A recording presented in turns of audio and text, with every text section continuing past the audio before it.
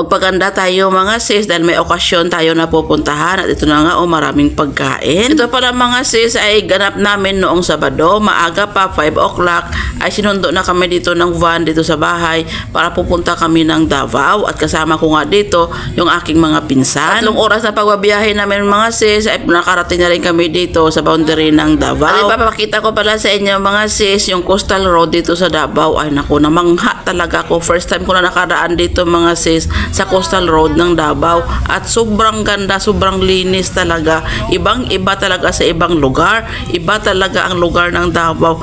Napaka-peaceful, napakalinis. Wala ka man lang makitang mga plastic, mga basura na kakarat-karat dito sa tabi ng daan or dito sa katabi ng dagat. Napakalinis talaga. Hinto pa sana kami dyan mga sis para mag-picture at mag-video-video. Kaya lang wala na talaga kaming oras. Sabi namin pagbalik na lang ay dito na naman kami dadaan at mag-video-video kami dito at magpa-picture. At sa oras na ito mga sis, nandito na pala kami sa sentro ng Davao at ayan ang nadaanan namin yung Kadayawan. Pasensyahan nyo na mga sis, hindi ko talaga memorize yung mga lugar dito sa Davao kaya ewan ko kung anong mga lugar din pinagdadaanan namin.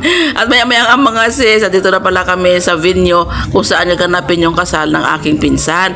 At andito na nga yung mga pinsan ko, nagpipictorial na pala sila. Kaya pumasok na rin kami dito ni Mayet, yung pinsan ko din, dito sa taas kasi nandito pa yung iba naming mga kamag-anak sa taas. At papasok ko nga dito mga sis sa Christmas mansion na ito. Ay naku, namangha talaga ako. Kaya pala tinawag nila na Christmas mansion kasi yung mga decoration pala nila dito ay pang Christmas talaga.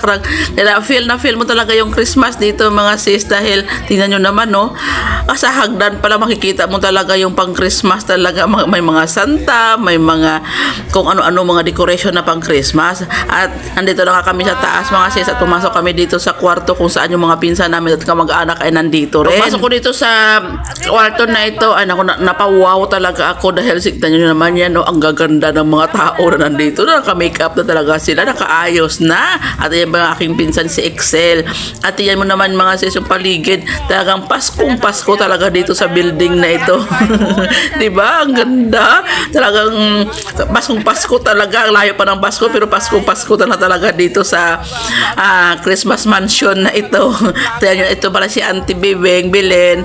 Yan pala ang magtayo na parents ng aking pinsan na ikakasal. May kwento ko lang sa inyo mga sis dahil kaya nga si Auntie ang tatayo na parents ng aking pinsan dahil ang kanilang parents pala ay wala na, mama at saka papa niya wala na, kaya ang tumayong parents sa kanya ay yung mga tito at saka tita na lang. At sa oras na nga ito mga sis ay nag-almusal na pala kami dito dahil umalis kami dito sa bahay, wala kaming almusal. Tapos nga namin mag-almusal dito mga sis, bumalik na pala kami dito kung saan ay mayroon nagme-makeup dahil magpapaganda tayo mga sis dahil para kahit papano gumanda man lang tayo. Hindi ba?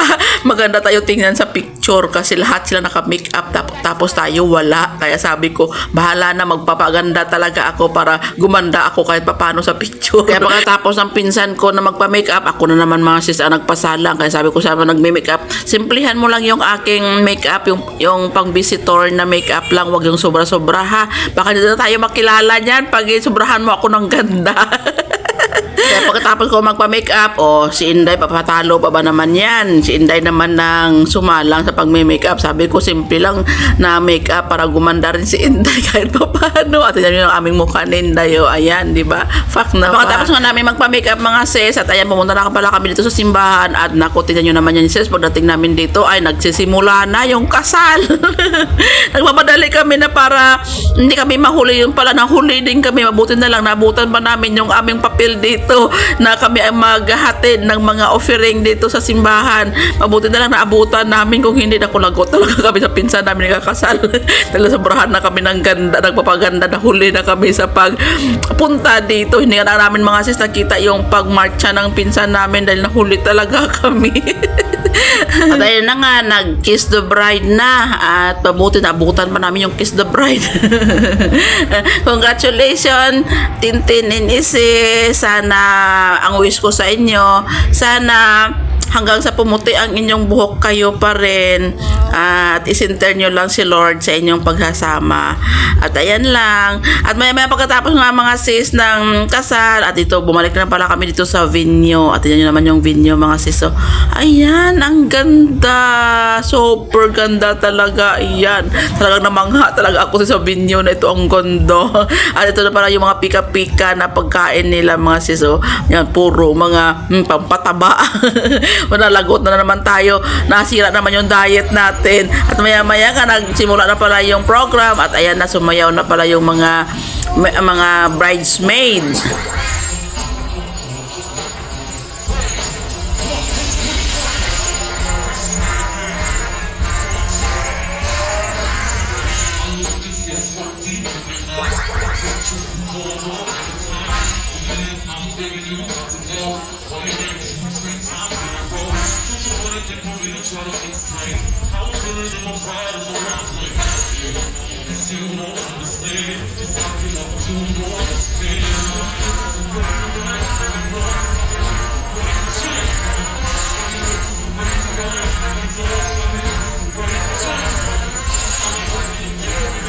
At double celebration pala ito mga sis dahil nag-gender reveal din pala sila. Buntis na pala itong aking pinsan mga sis dahil nung nag-propose yung asawa niya mga after 3 months nalaman niya buntis siya.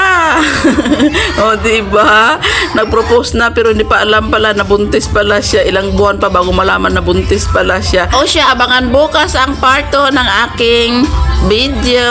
Maraming salamat sa inyong panonood. God bless. Bye-bye.